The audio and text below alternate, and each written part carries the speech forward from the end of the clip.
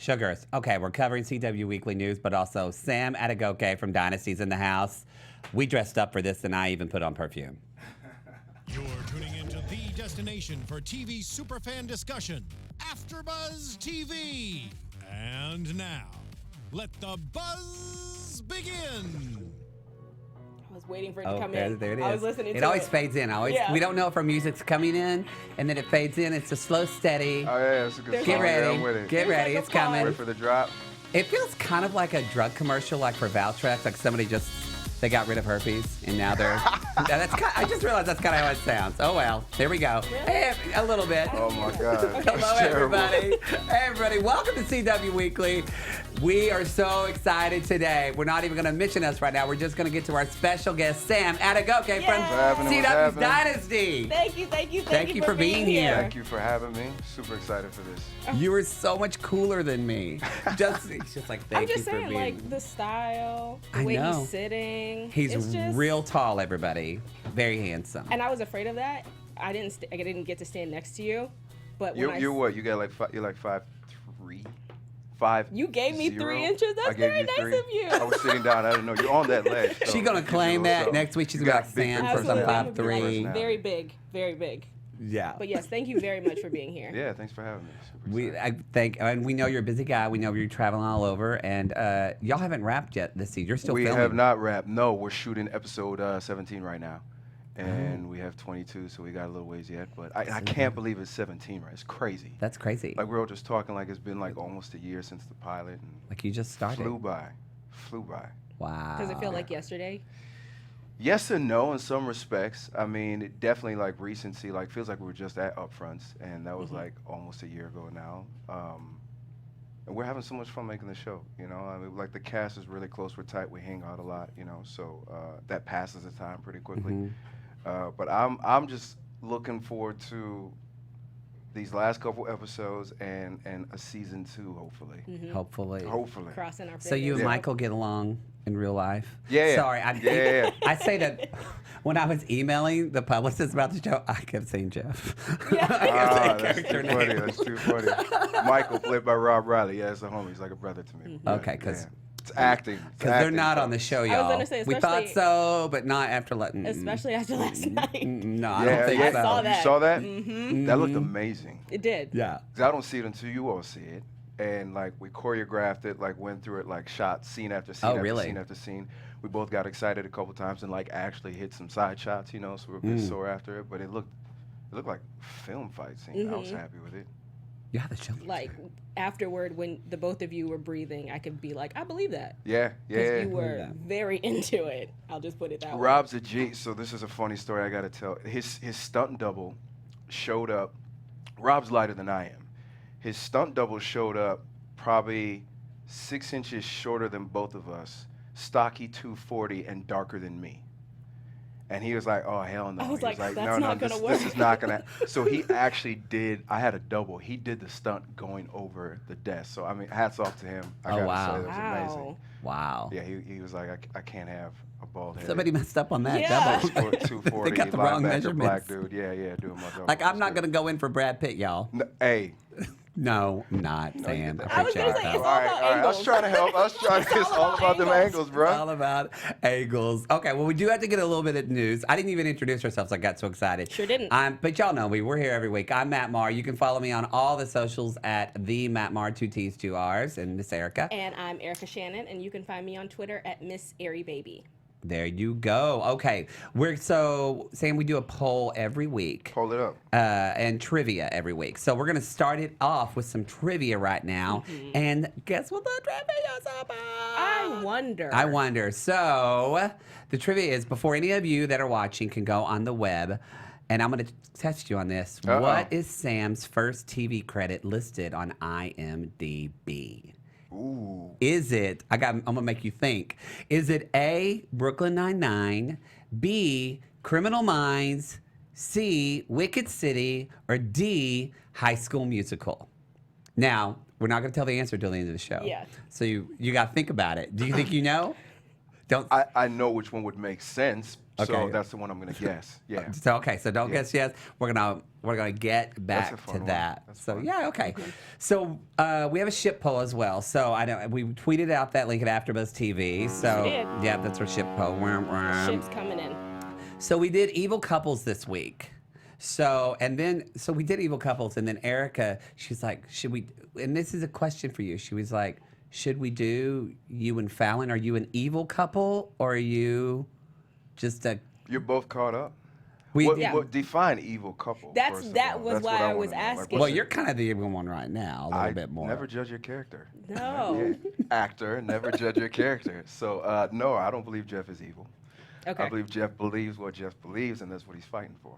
So you think as a couple they would like be a good couple? Because we're breaking out some bad couples in this ship poll. Yeah. Well, I have to say that I believe that Jeff would have, and Liz, if you're watching, sorry, more of a moral compass than Fallon.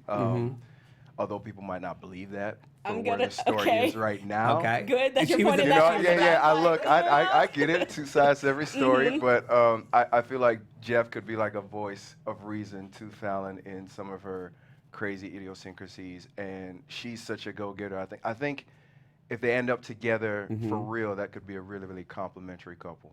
So we'll see what happens. So I don't think they would allow each other to completely go off the deep end and be all the way evil. Does he love Power more or Fallon?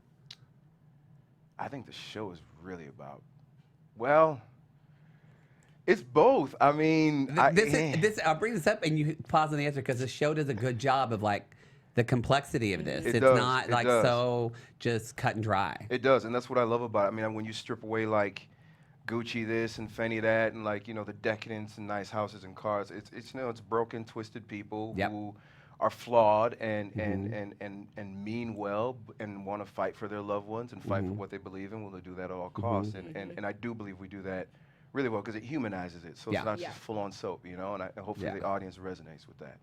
Yeah, Absolutely. I agree with that. Okay, so our ship poll this week, our 4 evil couples are either Spike and Drusilla from Buffy. That's a good one. We have Blair and Chuck from Gossip Girl. And then they were pretty. And then Helen and Lex Luthor from Smallville.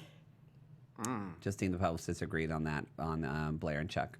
And then we have Overgirl. This was a good one, which is Overgirl and Dark Arrow. So Bad Supergirl and Bad Oliver from the crossover. Who's in the lead right now? Right now, Blair and Chuck are leading with 37%, but it's close. Okay. Spike and Drusilla are a close second with 33%. As they should be. So As they should be. keep it So with funny the you old show school. that clip. I'll get back to that later on Gossip Girl. On Gossip. No, get back to I it was gonna now. say, We're let bringing- her Well, no, go. it's a hint. I can't drop the hint because Oh, okay. We'll talk about it later. All right. to your trivia question. Now I'm teased. Now you're teased. So hold tight. We're going to talk to Sam in a minute and ask him some more questions about the show. But we're going to go through some casting news first, real quick. So something's happening over at Legends. Which I am very upset about because we talked about this last week, and the day after we got out of the studio, what happens? They released it. They announced that Wally West is officially going over to I was Legends. about to say, good call. Yeah, maybe we were just psychic.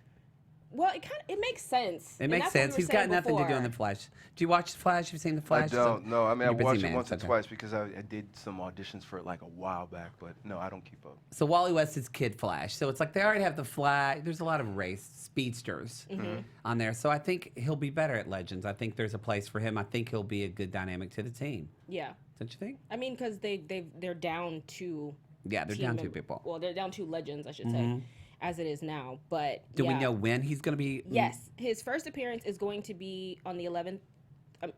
On the 19th of February, which is the Oh. 11th episode. So when it comes back Okay. from hiatus, but he's not going to officially join the team. Spoiler alert! Until the 13th episode.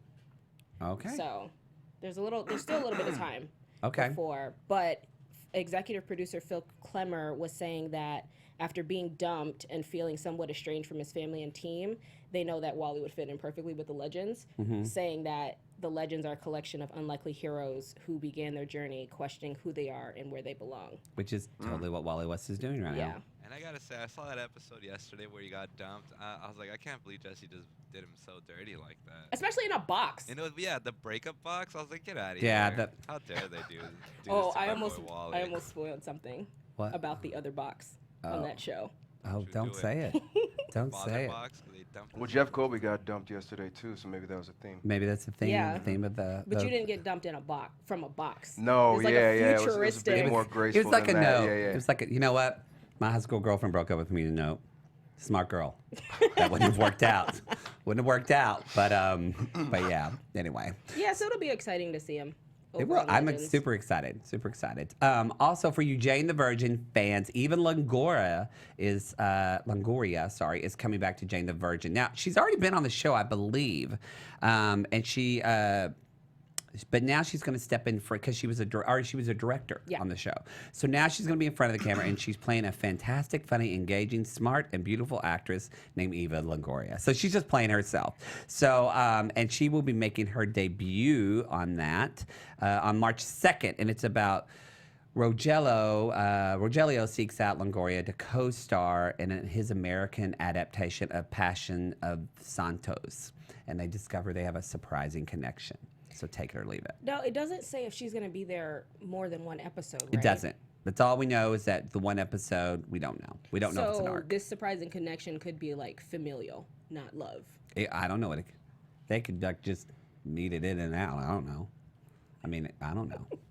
We'll I have don't to know. see. Yeah, I don't know. Okay, we got one more bit of casting news. And so then moving over to the 100, Shannon Kook, I believe is how you pronounce his last name, will guest star as Lucas. Now, no details have been given out about his look at character his just eyes. yet. He is so pretty. Matt, focus. I'm sorry, gay DD. Gay DD. I'm He'll sorry. play a character Sorry, Sam. It's gonna named happen. Lucas. No apology needed. And he'll appear in the finale of season 5. We haven't even gotten the premiere of season 5 yet. So. We haven't.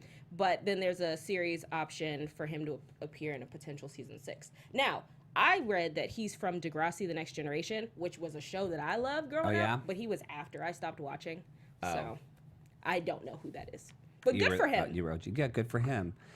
And now, this appropriate picture that's up right now is our hottie of the week. Wow. And All right. our hottie of the week That's is what's happening, in huh? studios.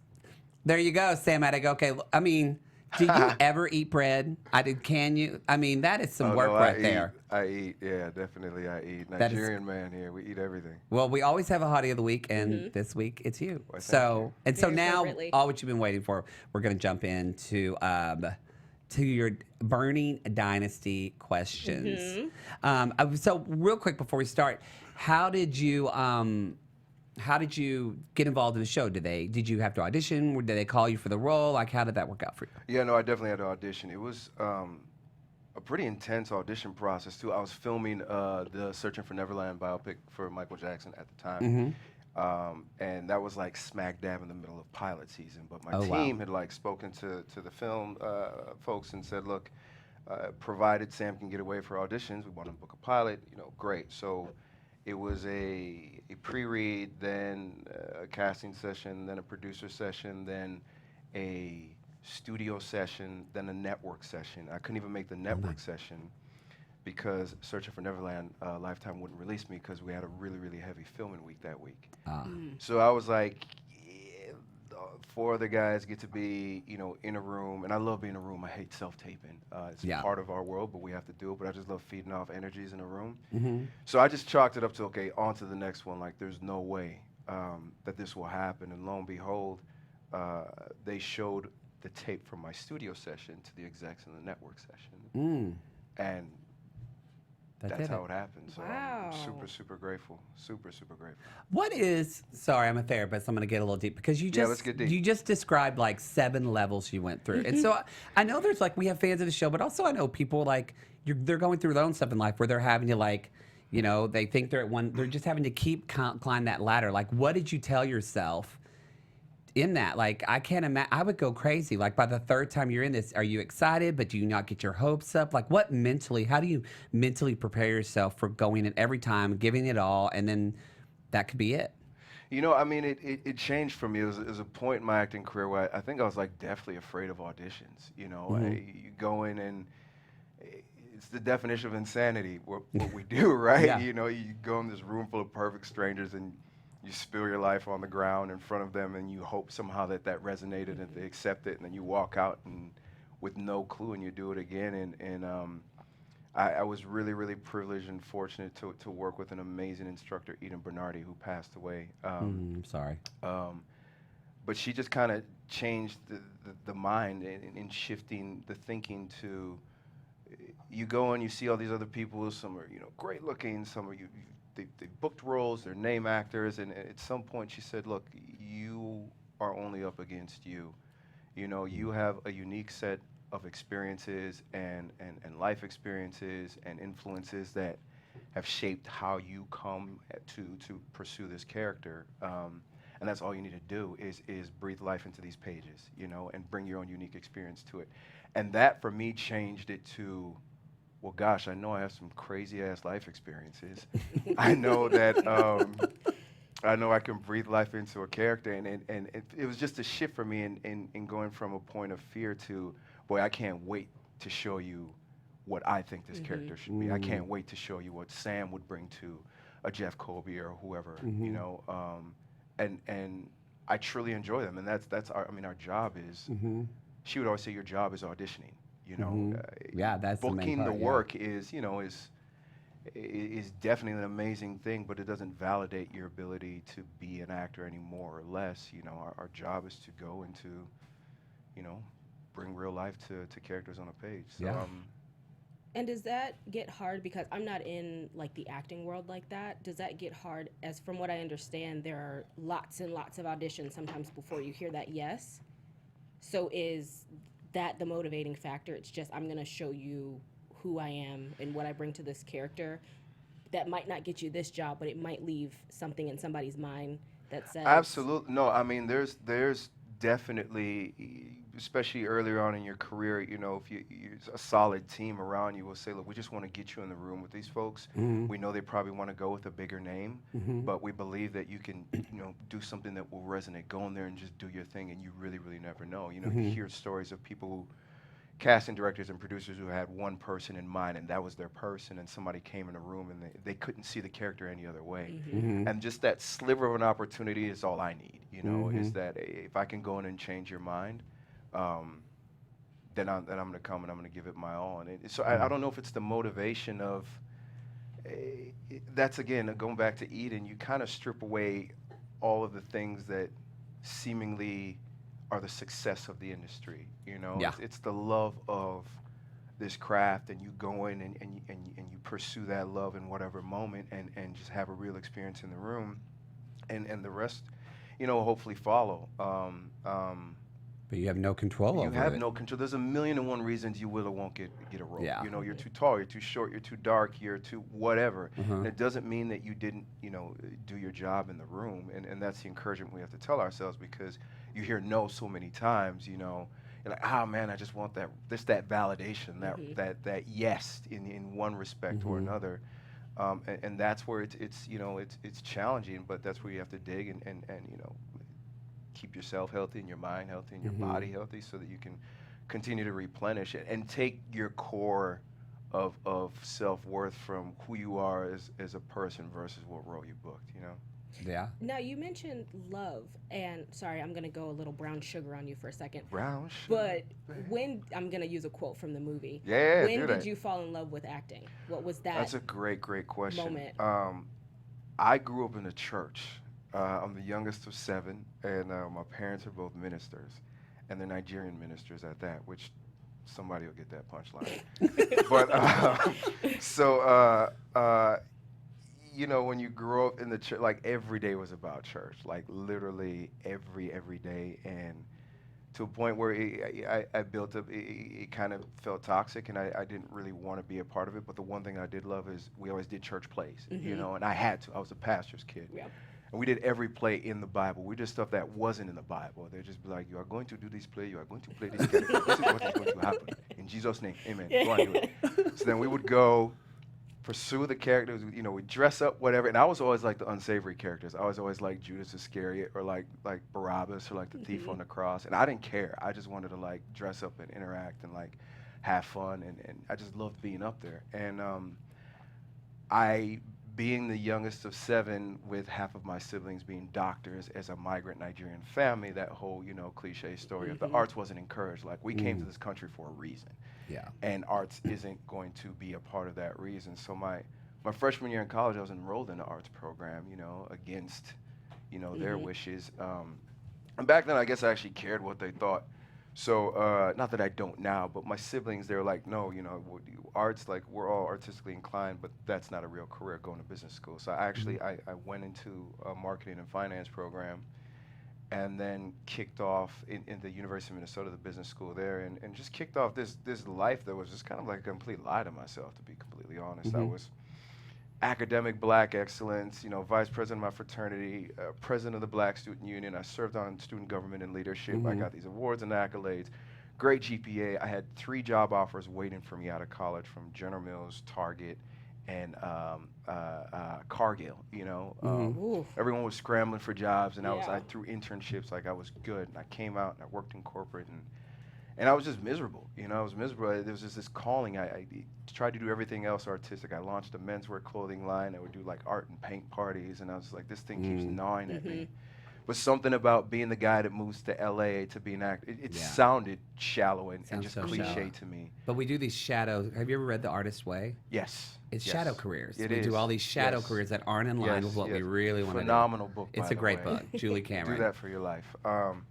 So yeah, it was, you know, ultimately I think it just boils down to fear. I kept, you know, pursuing this corporate career. I was making good money, and it wasn't really until one of my best friends in LA like passed away from suicide that I was like, what the hell am I doing? You know, there's this like really famous like great speech by Jim Carrey where he's speaking at, you know, the speech at a college, and he I've says, seen you know, that, you could be Commencement. miserable doing something you hate, or you could try doing something you love. And I was like, okay, cool, you know, the stars are speaking to me.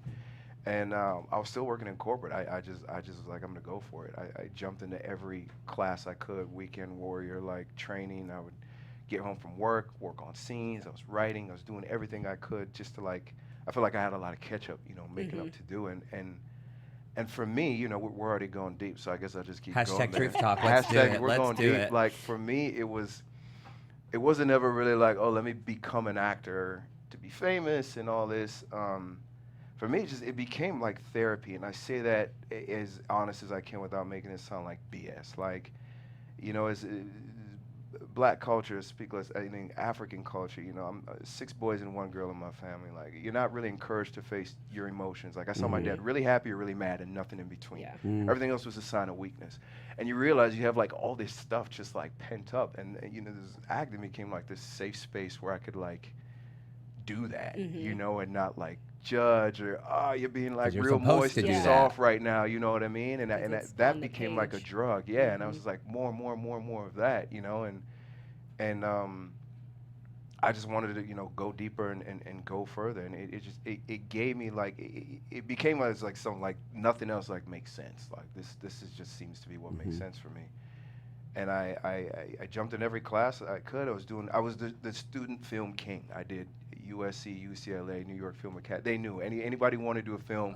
Like there's this guy Sam, who just will do any student film. But you cut like, your teeth sign on him. that. It's I cut probably my so teeth. much. I'm telling you, anyone who's serious about being an actor, do not snub your nose at student films. They're working with industry professionals, adjunct professors who are producers, writers, directors. They're shooting on state-of-the-art equipment, and you get a feel for what it's like being on a real set. So I tell anyone, like, go do that. It's like, your 10,000 hours, The Outliers. Exactly, That's exactly. another great book people should read. Yes, I haven't read that one, but But I've it is heard great, really, yeah. really good, yeah. You got to put that 10,000 hours of just building the expertise. Yeah, So yeah. that way when you're on like the 7th audition with producers, you can go in and show up and Absolutely. be Sam because you know that. Absolutely.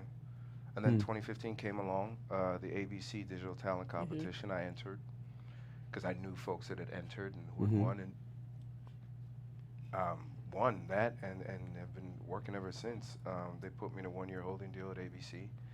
And I'd like gave to me, switch to nice Birth and Switch to Birth, yeah, and some other shows that I don't want to spoil the trivia. yeah, trivia and some other question, shows. We're gonna talk about those shows later. Yeah. But yeah, and now I'm on Dynasty. I'm grateful.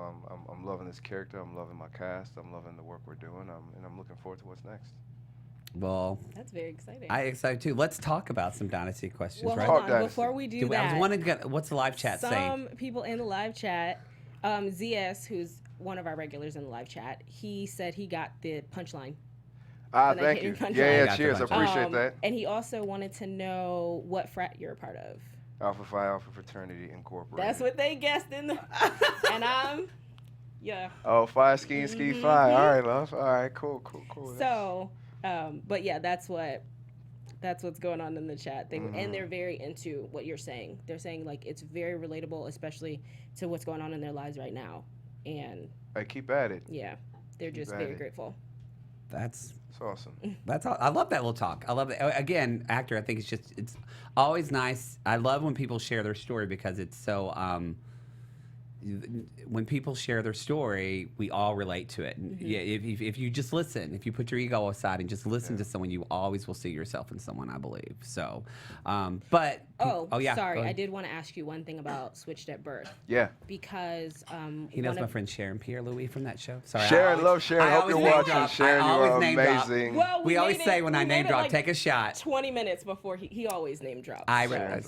Sorry, go ahead. Go ahead. I was just wanting to ask you about one of your episodes. I believe it's called Occupy Truth. Ooh, Yeah, yeah. you had a big arc on that show. Yeah. Yeah. That was a very intense episode. That was the end of Switched at Birth, and they were in college, so they were starting to go into more like real topical things that were going on. What was that like filming those scenes specifically? It was amazing. It wasn't even acting anymore. It was just like telling stories of people who had been impacted by disparate treatment from racial injustice and prejudice. And very quickly I played a very arrogant, seemingly unsavory baseball player who came and had the world thrown at his feet and felt that he was kind of above what was happening on campus. There was a lot of racial issues of people were putting cotton in front of the Black Student Union and things that were happening that the students were really upset about. And by the way, Sharon slayed her character on that. It was such a joy working with her. But Chris Walker goes through this journey, the character that I played, of realizing that just because he was an athlete who was about to make a bunch of money when he got drafted to the pros, that he wasn't above. And not only that he needed to leverage that to join this movement. And it touched him when he was going to unlock his bike late at night after like a practice. And his lock was broken, and two cops pull up and they assume that he was stealing the bike. And he's like, no, I'm a student here. I left my wallet. We can go upstairs. They don't hear it. They slam him to the ground, ruin his pitching arm. And if not but for the saving grace of Vanessa Morano and Ryan Lane, who played leads on the show, who came and were able to vouch for him, he might have ended up, who knows what would have happened. And that was like the turning point for him. And Jeff Bird directed that episode and actually was nominated for an NAACP Image Award. Jeff is actually directing our episode right now. Nice. That's on Dynasty. exciting. So it's awesome. It all comes full circle. But those are the type of stories that you salivate to tell, because you want to tell stories that matter and make characters that are relatable and give voice to the voiceless. The great thing about that experience, I think everyone kind of sensed that we were doing something that was above us. And it was unfortunate it got released late because there was, a change of leadership at Freeform. And they were releasing a new slate of shows. So when we did this, when it originally supposed to be released, would have been almost like 8 months before it actually came out. Oh, wow. So you talk about what was going on at that time, the thicket of the Black Lives Matter, like art was literally imitating real life. Yeah. And we were so excited about it dropping then. And I don't think it was any less relevant. I think when it dropped, it actually served as a great reminder of, well, gosh, we're not hearing about unarmed, black men being shot in the media as much, thank God, anymore. But it's still happening. There's still people who are, suffering and dealing with that. So, act accordingly and be more aware. But it was an amazing experience. There wasn't, you get on set sometimes and there's nothing. Sometimes there's an element of I want to get it right, or I want to. Deliver this performance, and it came to a point where we're all just like in this flow. It wasn't. I really mean that. It was just okay. You did that in this take. Boom. How can we go further? How can we get more? And that was was really special to be a part of. It was amazing. That's awesome. And what was, if I can ask, about being on set, because I know that there were both hearing and deaf people, consultants, and then Katie, I believe, has... Katie LeClaire, she was my lover. She's amazing. What is the word I'm looking for? A condition where she's lost some of her hearing, so she can actually, and even before she had lost her hearing, she can actually sign. She can sign, yeah. So what was that like on set, like seeing sign language being one of the secondary languages or primary for some people on that set? It's so sad to me that the show's off. It's such a good show. It's such a damn good show, It's such a different way of expressing diversity. So good, and I never that really we don't see. That we don't, and because people think about when they think diversity, which is great that we're being more diverse, but they could think about just pretty much skin color, and sometimes they think of LGBT stuff, but they don't ever think about being gay. I know that like when you're the minority in a minority, so when you're deaf and African American, that's way different than just being Black in America. It's way, it's such a different, so much harder to work at, you know? Anyway, go ahead. I mean, No, I love that point that you bring, because it is true, and even for me, it was a learning opportunity in how I think of diversity. I knew there's genotype, phenotype. I know there's more than just skin, but things aren't really real until you're faced with them, and I didn't know anyone who's deaf. I'd never put in a position where I had to sign, so... it just added to the enriching experience to see that happening, to really have to be, and Katie isn't deaf, but I mean her skill set at pursuing that character, make it believable. I mean, she never, like, things would happen to where she'd be like, Chris, she'd be like, cut, can you like turn so I can see your mouth? Because she always wanted to make it be believable. She could hear what I was saying, but as a deaf person and deaf actress, she was like, if I'm actually understanding what you're saying to realistically respond, I need to see your mouth. So even as an actor, they're having to work on a different level. I'm telling you, and I'd be like, she would adjust like the camera operator and what have you, and she's like, can we turn him about? Just that sort of level of specificity, it kicked it up a level for me. I was like, wow, this is really special. And even Sharon, who I believe it's her brother. Her brother is deaf. Is deaf in real life, and because I asked her, I was like, how long did it take you to learn? Because I didn't know. We just met for the first time, and she's like, no, my brother is blah blah blah, and here's like some small little things, and here's your name, what have you. And then Ryan Lane, who's awesome. Ryan and I actually became really good homies.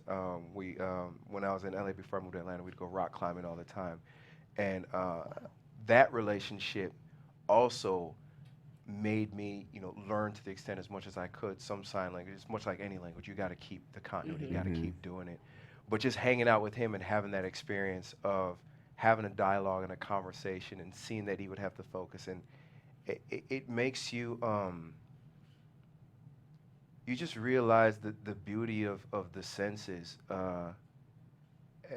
My takeaway from every interaction with him is, we talk. We're a talking culture, blah, blah, blah, blah, blah. And it's just, brittle your tongue, to think sometimes, about the quality of what you're saying and what you're putting out there, especially with people who don't maybe have the ability to do that. You realize that there's a bit more savoring, if you will, of the privilege of communication. I don't know if that makes sense. No, I've never thought about the privilege of communication. I've never thought about that as being a privilege. Neither did I. That's amazing. Until that experience, That's a quotable, as Oprah said, that's a quotable privilege of language. I love that. Well, let's jump into some Dynasty stuff, because I know people want to talk. And if you see anything in the chat, let us know. We've had some other CWs, but I don't know. We might not get to it, because Sam is real freaking interesting, y'all. So we want to keep talking to you. So, okay. So talking about the show, I mean, so I got I asked some other AfterBuzzers too, because everybody was excited. So we got a little bit of questions. I mean, my question is, and I already was going to ask you this before, but then after last night's episode, I'm like, no. I was going to ask you if Michael and Jeff were ever going to get along, because there was kind of like there was a little bit, like I was excited at the beginning of last episode. And then it's like, it breaks down, and then it's like, you kind of come back together, and then it breaks down. And if you seal the deal with Fallon, he's not. Like, do you think you're ever going to get along? I'll let you know. I hope so. I hope so. You know, I asked the showrunner Sally that, and she said in another world, you know, Michael and Jeff are best friends.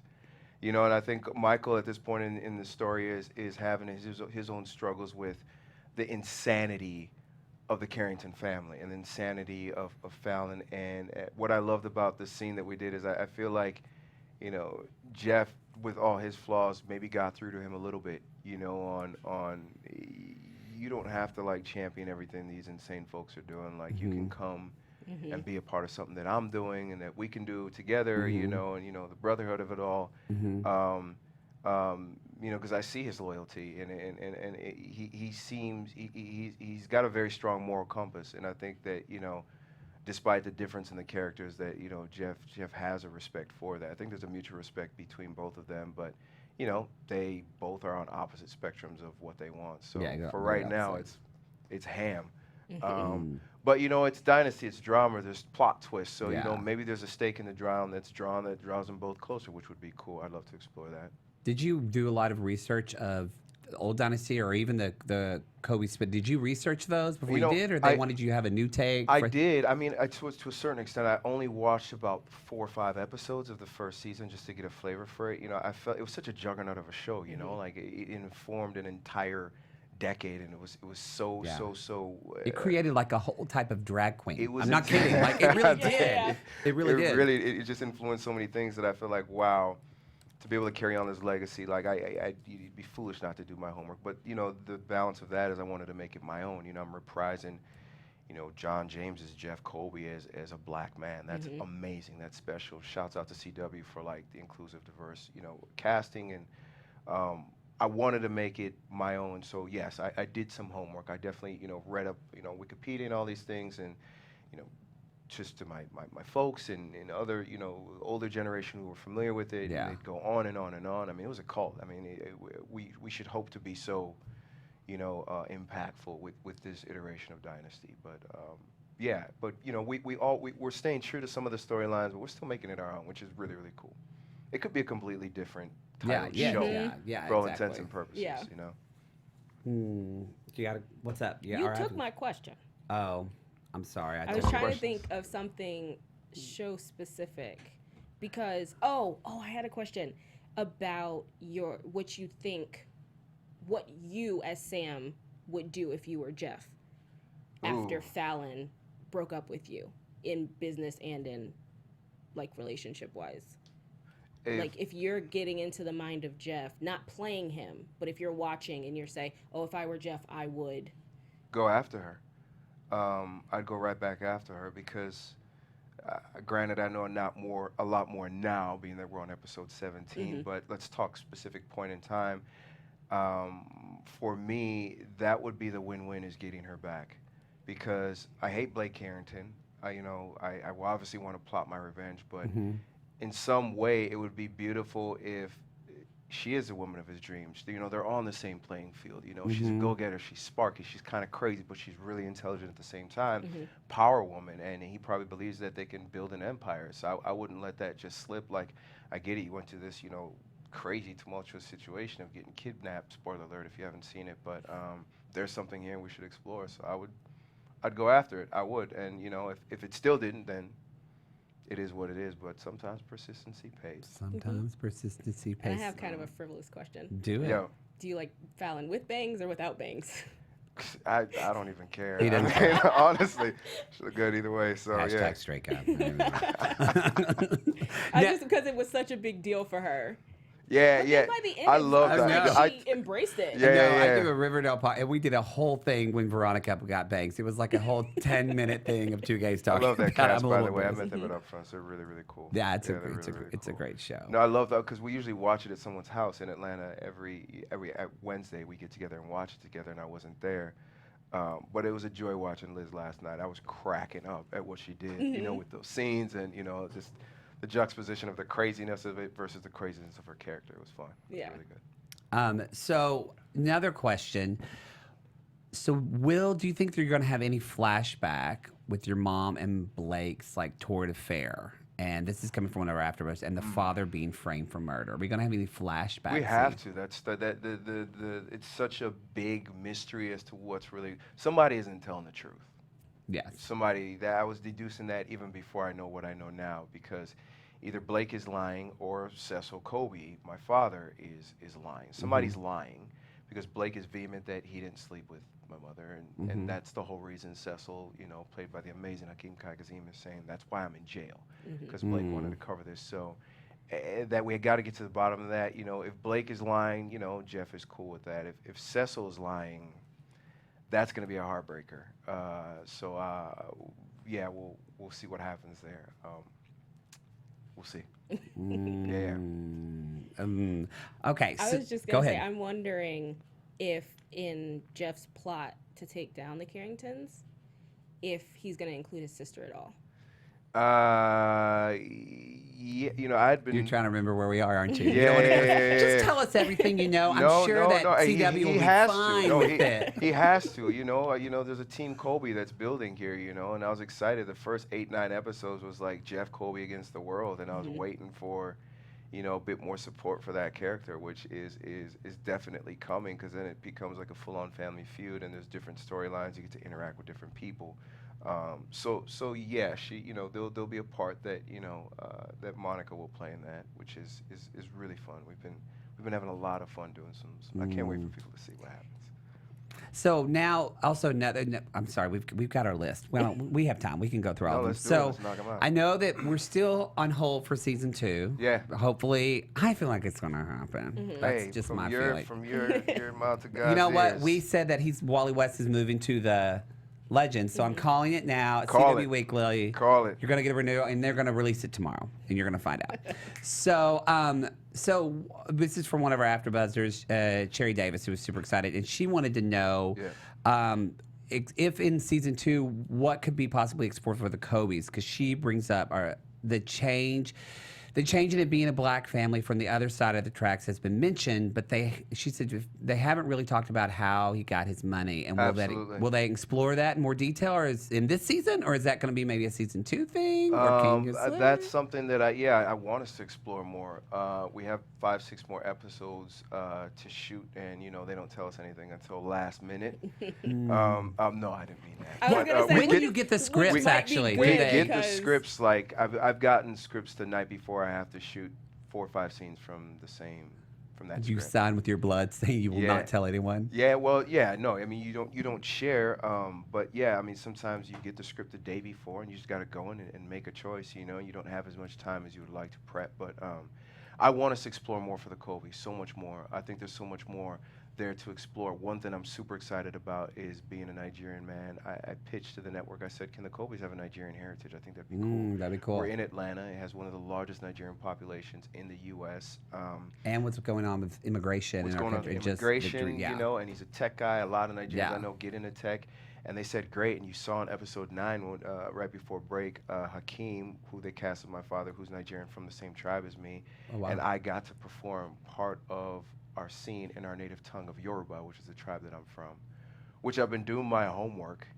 And that has never happened on a major broadcast television network through Wow. a series regular. Literally, there was subtitles for Yoruba, and like the Nigerian community went insane through the roof. Your parents were super proud. They were really, really happy. They were like, "Oh my God, this is happening! Praise God, praise God!" I was like, "Yeah, praise Him."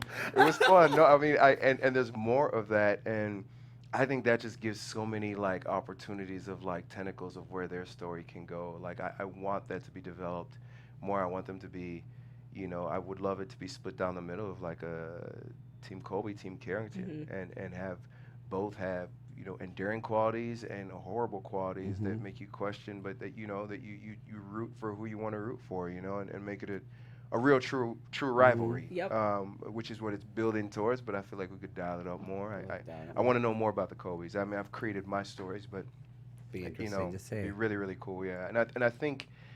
I've been trying to get as much information I can. I think we'll definitely know much more than we know now before the season's over.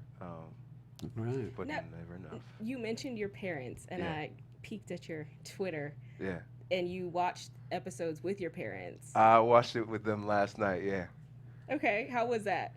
You said they were asking a lot of questions. It was exhausting. It was absolutely exhausting. Like my mom, I love my mom. I'm a mama's boy, but there's the propensity to just want to know what happens versus just watching and enjoying the experience. So talks all during it? Yeah, the whole time. Did they kill him? Is he going to die?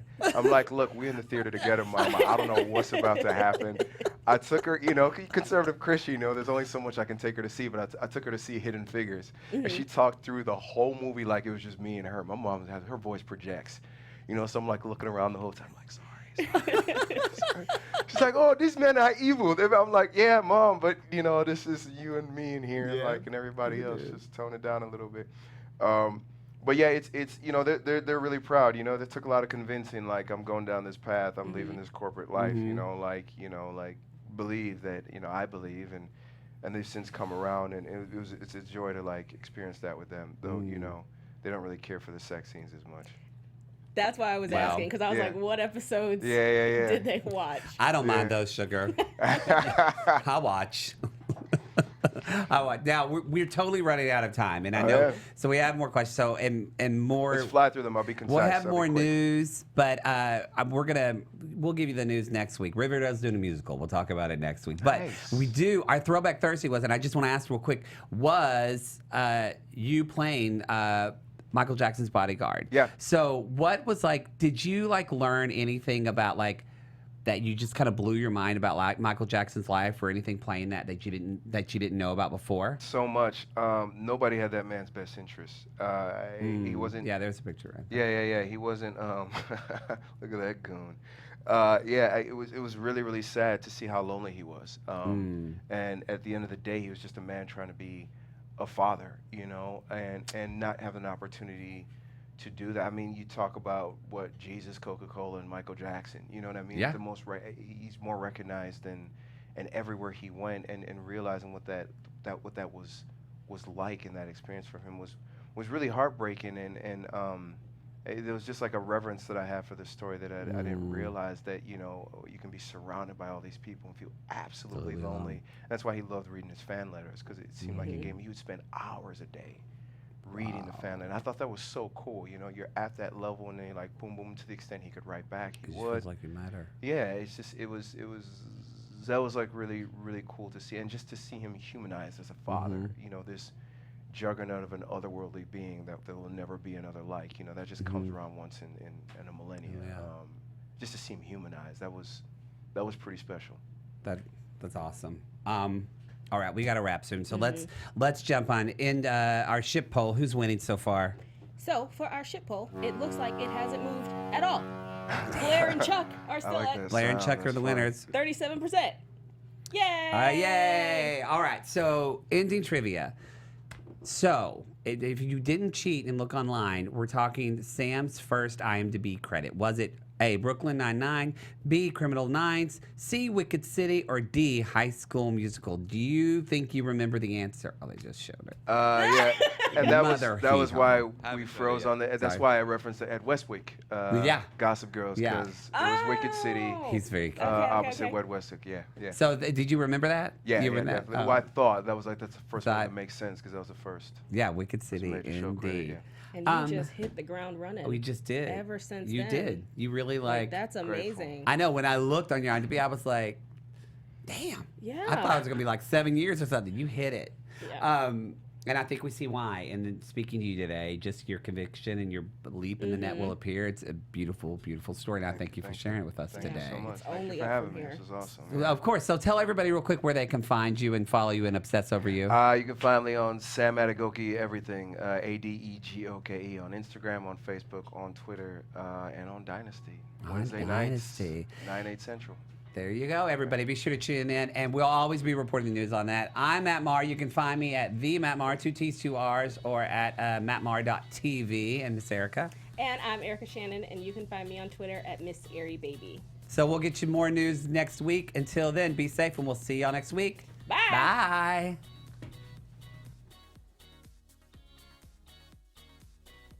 From executive producers Maria Menounos, Kevin Undergaro, Phil Svitek, and the entire Afterbuzz TV staff, we would like to thank you for listening to the Afterbuzz TV network. To watch or listen to other after shows and post comments or questions, be sure to visit AfterBuzzTV.com. I'm Sir Richard Wentworth, and this has been a presentation of Afterbuzz TV. Buzz you later.